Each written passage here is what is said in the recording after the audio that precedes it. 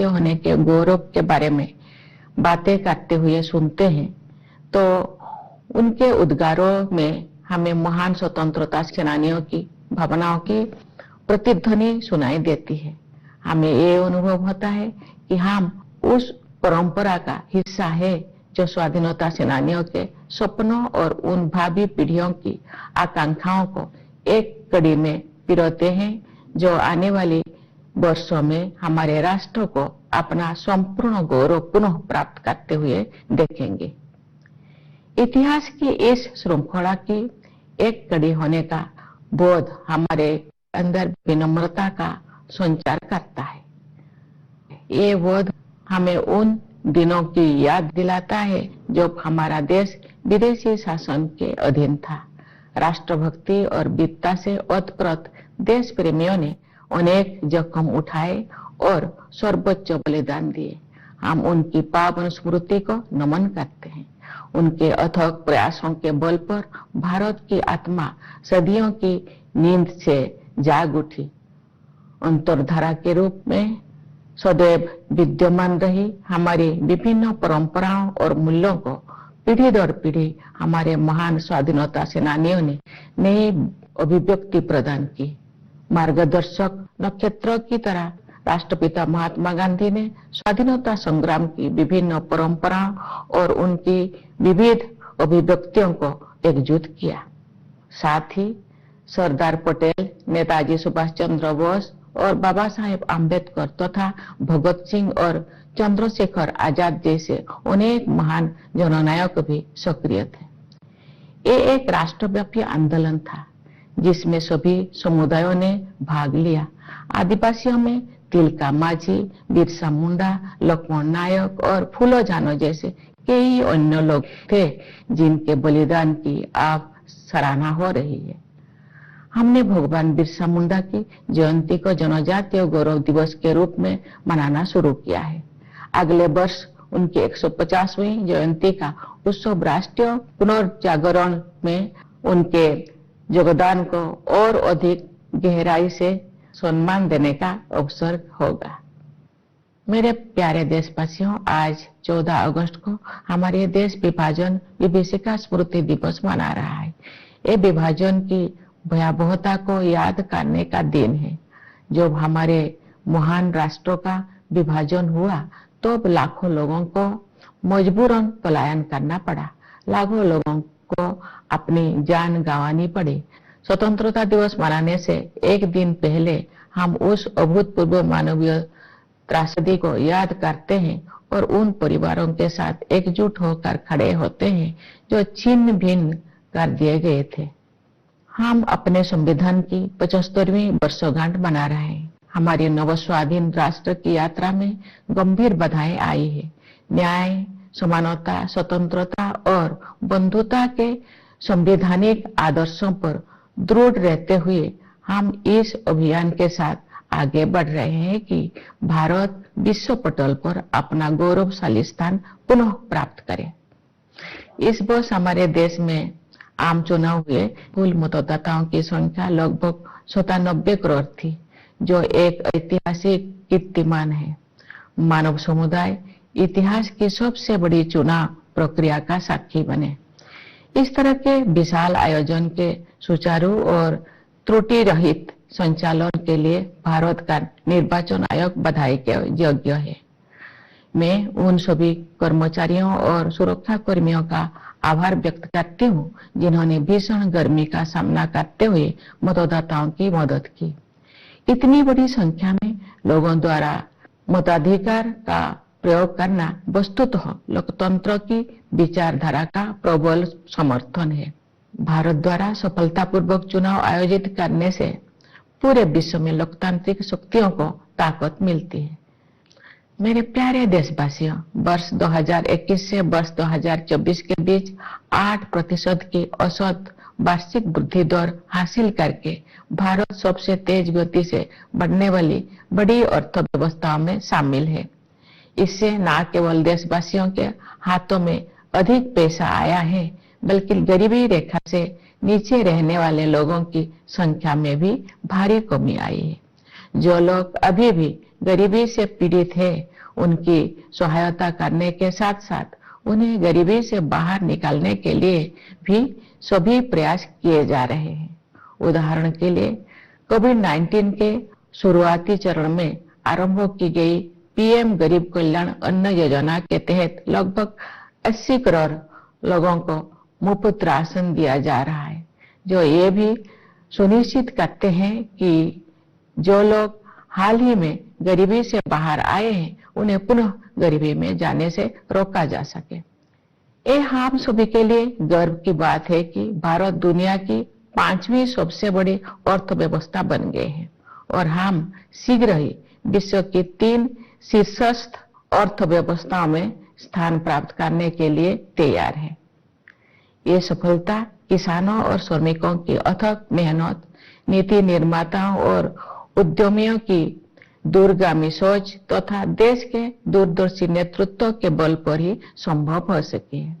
हमारे अन्नदाता किसानों ने उम्मीदों से बेहतर कृषि उत्पादन सुनिश्चित किया है। ऐसा करके उन्होंने भारत को कृषि क्षेत्र में आत्मनिर्भर बनाने और हमारे देशवासियों को भोजन उपलब्ध कराने में अमूल्य योगदान दिया है।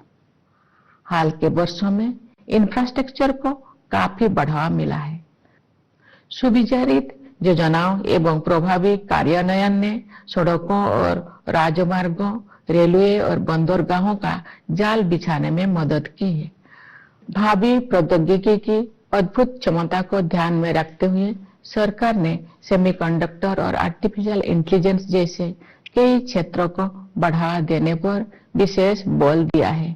साथ ही स्टार्टअप्स के लिए एक आदर्श इकोसिस्टम भी बनाया है, जिससे उनके विकास को गति मिलेगी। इससे निवेशकों में भारत के प्रति आकर्षण और अधिक बढ़ गया है। बढ़ती हुई पारदर्शिता के साथ बैंकिंग और वित्तीय क्षेत्रों की कार्यकुशलता में वृद्धि हुई है। इन सभी बदलाव में अगले दौर के आर्थिक सुधारों और आर्थिक विकास के लिए मंच तैयार कर दिया है, जहां से भारत विकसित देशों की श्रेणी में शामिल हो जाएगा।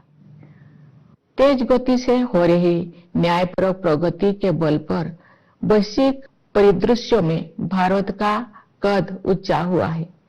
G20 की अपनी अध्यक्षता के सफलतापूर्वक संपन्न होने के बाद भारत में ग्लोबल साउथ को मुखर अभिव्यक्ति देने वाले देश के रूप में अपनी भूमिका को मजबूत बनाया है।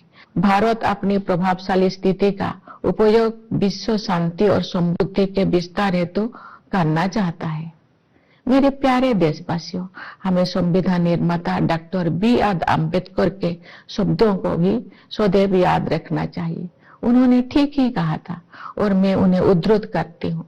हमें अपने राजनीतिक लोकतंत्र को सामाजिक लोकतंत्र भी बनाना चाहिए। राजनीतिक लोकतंत्र तब तक नहीं टिक सकता जब तक कि उसके आधार में सामाजिक लोकतंत्र ना हो। राजनीतिक लोकतंत्र की निरंतर प्रगति से सामाजिक लोकतंत्र को मजबूत करने की दिशा में की गई प्रगति की पुष्टि होती है। समावेशी भावना हमारे सामाजिक जीवन के हर पहलू में दिखाई देती है। अपनी विविधताओं और बहुलताओं के साथ हम एक राष्ट्र के रूप में एकजुट होकर एक साथ आगे बढ़ रहे हैं। समावेश के साधन के रूप में अफर्मेटिव एक्शन को मजबूत किया जाना चाहिए। मैं दृढ़ता के साथ ये मानती हूँ कि भारत जैसे विशाल देश में कथित सामाजिक स्तरों के आधार पर कलहों को बढ़ा देने वाले प्रवृत्तियों को खारिज करना होगा। सामाजिक न्याय सरकार की सर्वोच्च प्राथमिकता है। सरकार ने अनुसूचित जातियों, अनुसूचित जनजातियों और समाज के अन्य हाशियों के वर्गों के कल्याण के लिए अनेक अभूतपूर्व कदम उठाए हैं। उदाहरण के लिए प्रधानमंत्री सामाजिक उत्थान एवं रोजगार आधारित जन कल्याण यानी PM सूरज का उद्देश्य हाशिए पर के लोगों को सीधे वित्तीय सहायता प्रदान करना है। प्रधानमंत्री जनजातीय आदिवासी न्याय महाअभियान यानी PM जनमन ने एक जन अभियान का रूप ले लिया है। इसके तहत विशेष रूप से कमजोर जनजातीय समूह यानी PVTG की सामाजिक आर्थिक स्थितियों में सुधार के लिए निर्णायक कदम उठाया जा रहा है। National action for mechanised sanitation ecosystem यानी नमस्ते योजना के तहत यही सुनिश्चित किया जाएगा कि किसी भी सफाई कर्मचारी को सीवर और सेप्टिक टैंक की सफाई के जख्म भरे काम को हाथों से नहीं करना पड़ेगा। न्याय शब्दों के सबसे व्यापक अर्थ में अनेक सामाजिक आयाम सम्मानित है। उनमें से 2 आयामों पर मैं विशेष रूप से जोर देना चाहूंगी। वे आयाम है स्त्री पुरुष के बीच न्यायपूर्ण समानता तथा क्लाइमेट जस्टिस। हमारे समाज में महिलाओं को केवल समानता का ही नहीं बल्कि समानता से भी ऊपर का दर्जा दिया जाता है। हालांकि उन्हें परंपरागत पूर्वाग्रह का कष्ट भी झेलना पड़ा है, लेकिन मुझे ये जानकर खुशी होती है कि सरकार ने महिला कल्याण और महिला सशक्तिकरण को समान महत्व दिया है। पिछले दशक में इस उद्देश्य के लिए बजट प्रावधान में 3 गुना से अधिक की वृद्धि हुई है। श्रमबल में उनकी भागीदारी बढ़ी है। इस संदर्भ में जन्म के समय बेटियों के अनुपात में हुई उल्लेखनीय सुधार को सबसे उत्साहजनक विकास कहा जा सकता है। महिलाओं को केंद्र में रखते हुए सरकार द्वारा अनेक विशेष योजनाएं भी लागू की गई है। नारी शक्ति बंधन अधिनियम का उद्देश्य महिलाओं का वास्तविक सशक्तिकरण सुनिश्चित करना है। जलवायु परिवर्तन एक यथार्थ का रूप ले चुका है। विकासशील देशों के लिए अपने आर्थिक प्रतिमानों को बदलना और भी अधिक चुनौतीपूर्ण है। फिर भी हमने उस दिशा में आशा से अधिक प्रगति की है। ग्लोबल वार्मिंग के सबसे गंभीर कुप्रभावों से पृथ्वी को बचाने के लिए मानव समुदाय द्वारा किए जा रहे संघर्षों में अग्रणी भूमिका निभाने पर भारत का गर्व है। मैं आप सभी से अनुरोध करती हूँ कि आप अपने जीवन शैली में छोटे छोटे किंतु प्रभावी बदलाव करें तथा जलवायु परिवर्तन की चुनौती का सामना करने में अपना महत्वपूर्ण योगदान दें। न्याय के संदर्भ में मैं ये भी उल्लेख करना चाहती हूँ कि इस वर्ष जुलाई में भारतीय न्याय संहिता को लागू करने में हमने औपनिवेशिक युग के एक और अवशेष को हटा दिया है। नई संहिता का उद्देश्य केवल दंड देने की बजाय अपराध पीड़ितों के लिए न्याय सुनिश्चित करना है। मैं इस बदलाव को स्वाधीनता सेनानियों के प्रति श्रद्धांजलि के रूप में देखती हूँ। मेरे प्यारे देशवासियों, आज के युवा हमारी स्वतंत्रता की शताब्दी तक के अमृत काल को यानी आज से लगभग 1/4 सदी के कालखंड को स्वरूप प्रदान करेंगे। उनकी ऊर्जा और उत्साह के बल पर ही हमारा देश नई ऊंचाई तक पहुंचेगा। युवाओं के मनोमस्तिष्क को विकसित करना तथा परंपरा एवं समकालीन ज्ञान के सर्वश्रेष्ठ आयामों को ग्रहण करने वाले नई मानसिकता का निर्माण करना हमारी प्राथमिकता है। इस संदर्भ में वर्ष 2020 से लागू की गई राष्ट्रीय शिक्षा नीति के परिणाम सामने आ रहे हैं। युवा प्रतिभा का समुचित उपयोग करने के लिए सरकार ने कौशल रोजगार तथा अन्य अवसरों को सुलभ बनाने के लिए पहल की है। रोजगार और कौशल के लिए प्रधानमंत्री की 5 योजनाओं के माध्यम से 5 वर्षों में 4 करोड़ 10 लाख युवाओं को लाभ मिलेगा। सरकार की एक नई पहल से 5 वर्षों में 1 करोड़ युवा अग्रणी कंपनियों में इंटर्नशिप करेंगे। ये सभी कदम विकसित भारत के निर्माण में आधारभूत योगदान देंगे। भारत में हम विज्ञान और प्रौद्योगिकी को ज्ञान की खोज के साथ साथ मानवीयता पूर्ण प्रगति के साधन के रूप में देखते हैं। उदाहरण के लिए डिजिटल एप्लीकेशन के क्षेत्र में हमारी उपलब्धियों का उपयोग अन्य देशों में टेम्पलेट के रूप में किया जा रहा है। हाल के वर्षों में भारत ने अंतरिक्ष अनुसंधान के क्षेत्र में अभूतपूर्व प्रगति की है। आप सभी के साथ में भी अगले साल होने वाले गगनयान मिशन के शुभारंभ की उत्सुकता से प्रतीक्षा कर रही हूँ। इस मिशन के तहत भारत के पहले मानव अंतरिक्ष यान में भारतीय अंतरिक्ष टीम को अंतरिक्ष में ले जाया जाएगा। खेल के जगत भी एक ऐसा क्षेत्र है जिसमें हमारे देश ने पिछले दशक में बहुत प्रगति की है। सरकार ने खेल के बुनियादी ढांचे के विकास को समुचित प्राथमिकता दी है और इसके परिणाम सामने आ रहे हैं।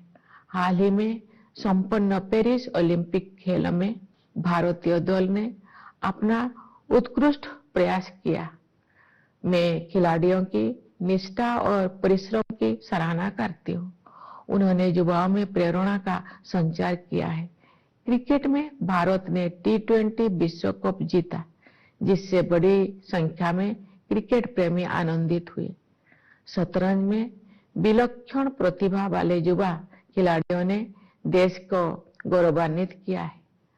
इसे शतरंज में भारतीय युग का आरंभ माना जा रहा है।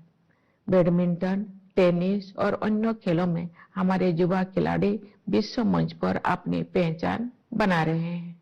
उनकी उपलब्धियों ने अगले पीढ़ी को भी प्रेरित किया है। मेरे प्यारे देशवासियों, पूरा देश स्वतंत्रता दिवस मनाने के लिए तत्पर है। इस उल्लासपूर्ण अवसर पर मैं आप सबको एक बार फिर बधाई देती हूँ। मैं सेनाओं के उन बहादुर जवानों को विशेष बधाई देती हूँ जो अपनी जान का जोखिम उठाते हुए भी हमारे स्वतंत्रता की रक्षा करते हैं। मैं पुलिस और सुरक्षा बलों के कर्मियों को बधाई देती हूँ जो पूरे देश में सतर्कता बनाए रखते हैं। मैं न्यायपालिका और सिविल सेवाओं के सदस्यों के साथ साथ विदेशों में नियुक्त हमारे दूतावासों के कर्मियों को भी अपनी शुभकामनाएं देती हूँ। हमारे प्रवासी समुदाय को भी मेरी शुभकामनाएं। आप सब हमारे परिवार का हिस्सा है। आपने अपनी उपलब्धियों से हमें गौरवान्वित किया है। आप सब विदेशों में भारत की संस्कृति और विरासत का गर्व के साथ प्रतिनिधित्व करते हैं। एक बार फिर मेरी ओर से सभी को स्वाधीनता दिवस की हार्दिक शुभकामनाएं। धन्यवाद। जय हिंद, जय भारत।